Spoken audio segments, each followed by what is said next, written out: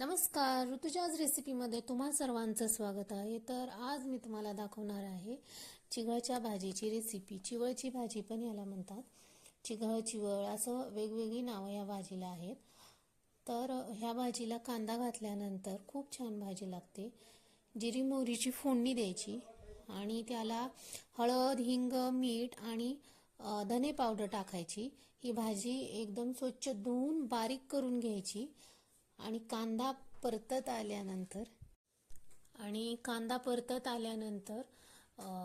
ह्याच्यामध्ये आपण हळद, मीठ, धने पावडर टाकायची आहे आणि नंतर लाल तिखट टाकायचं आहे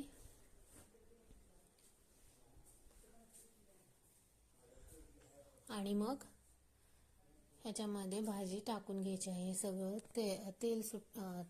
कांद्याचं तेल सुटेपर्यंत हे चांगलं परतून घ्यायचं आणि नंतर मग ही भाजी टाकून घ्यायची। कच्चा कांद्यात नाही टाकायचं, कारण कच्चा कांदा नाही चांगला लागत।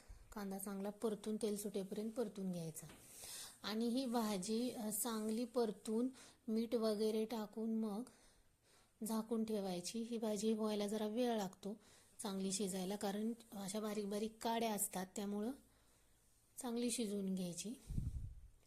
व्हिडिओ आवडला असेल तर व्हिडिओला लाईक, शेअर, सबस्क्राईब करा। धन्यवाद।